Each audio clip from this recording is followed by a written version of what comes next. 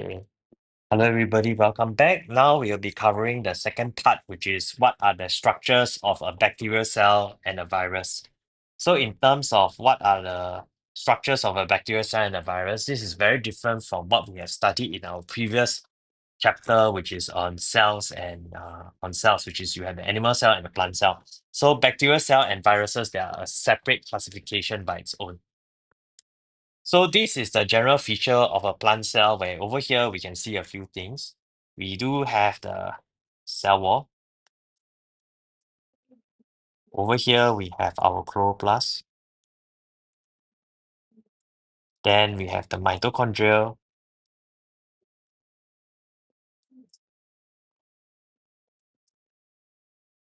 And then we have the cytoplasm. We have the cell membrane.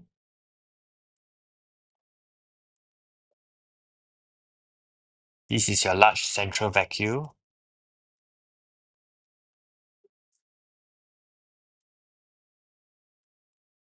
You have your nucleus. And I think that's about the main few ones that you have to remember. Okay, so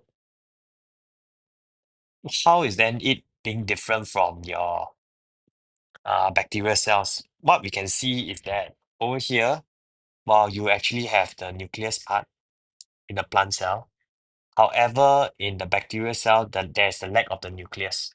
But what is important is you could see that the DN, the genetic material, right, is actually present in the plant cell and the bacterial cell. So with this, right, the bacterial cell has the genetic information that they can pass on to replicate itself. Okay, so that's one. Secondly, you will also see that the bacterial cell has one more additional layer here, which is actually a tear-like structure. We call it a flagella. This flagella allows the bacterial cell to travel from one point to another point as they move as and when. So it allows the bacterial cells to actually move to where exactly it wants to be infected as compared to a plant cell that's generic.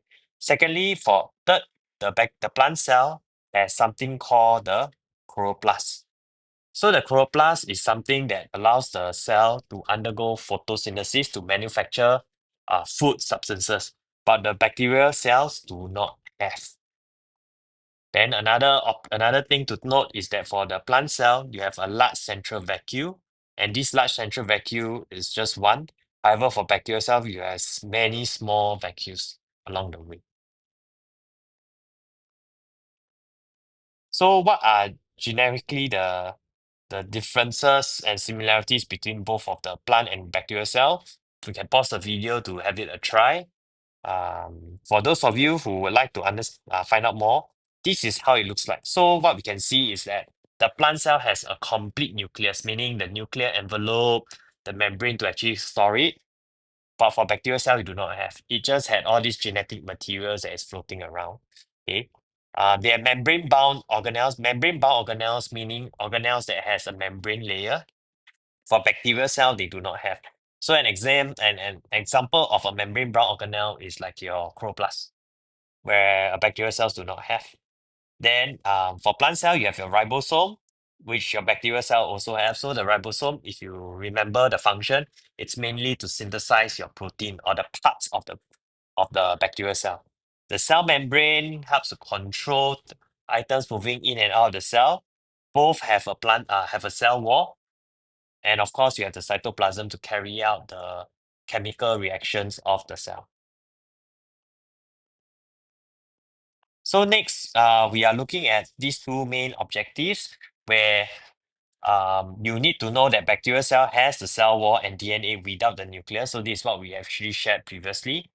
The next one you need to know is for virus, right? You have a protein coating to keep all the genetic material and will only be able to reproduce in living plants. So for bacterial cell, it can actually reproduce on its own because it has the mechanisms like the ribosomes to actually help to replicate. However, for viruses itself cannot be replicated. It needs to actually be attached to another healthy host cell in order for it to replicate. So for the structure of a bacterial cell, it does not have actually a membrane-bound nucleus, and it actually contains this single circular DNA, which is this part over here, which is this part over here.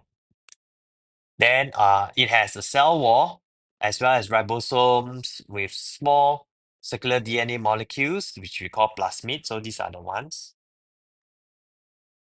These are actually generally DNA materials that will be able to help the some of the parts of the bacterial cells to spread its infections to the healthy cell, and that some of these bacteria are what we call pathogenic, meaning it's disease causing. But there's also the other part, which is there are some bacterial cells that are non-disease causing. Okay. On the other hand, when you look at over here for virus, the structure of the virus, it contains the protein coat, which is surrounding over here. So this protein coat is not a cell wall, okay, neither is it a cell membrane. So these are cellular structures that a virus do not have. Okay, and because of that, it also doesn't have, because of all these like organelles that is important for it to synthesize the protein. It doesn't grow, it doesn't move. Without the flagella, it doesn't move. It doesn't respire because of the lack of the mitochondria. Okay. It can only be replicated only when it enters into a living cell, where the living cell has all these respective organelles. Okay, and it requires a living host cell to obtain necessary materials for replication.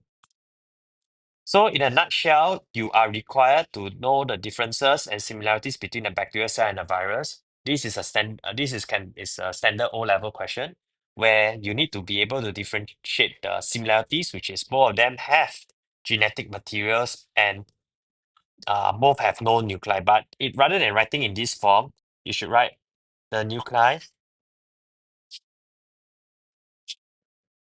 The nuclei is absent in both bacteria and virus. Okay, pardon the short form. On the other hand, in terms of differences, genetic material is typically present it's a DNA, deoxyribonucleic acid for bacteria, but for virus, it may not be DNA, it can be a RNA. So this is something we will cover further in the next chapter on molecular genetics. For bacteria, they have a cell wall and cell membrane, while virus is actually a protein coat. So rather than using the word has, you can say present. For bacteria, the ribosome is present, while whereas in the virus, the ribosome is absent. For bacterial cell, because it contains all the organelles that allows it to grow its different parts, therefore it can reproduce by itself. Whereas for a virus, due to the lack of all these organelles, it is required to attach itself to a host cell, a living cell that has all these organelles to help it replicate. So how the exam will mark is for every 1 point, they will give 1 mark. Okay. So generally, if you are asked a question like this, focus on what the question asks. If they ask for the differences, then you need to just give this part here. If they ask for similarities, this is the one. So this is the similarities and these is the differences. Okay, each correct line is worth 1 mark. Okay, in our next lesson, we will then cover how can this infectious disease be prevented and managed. So that's all for this part. Thank you.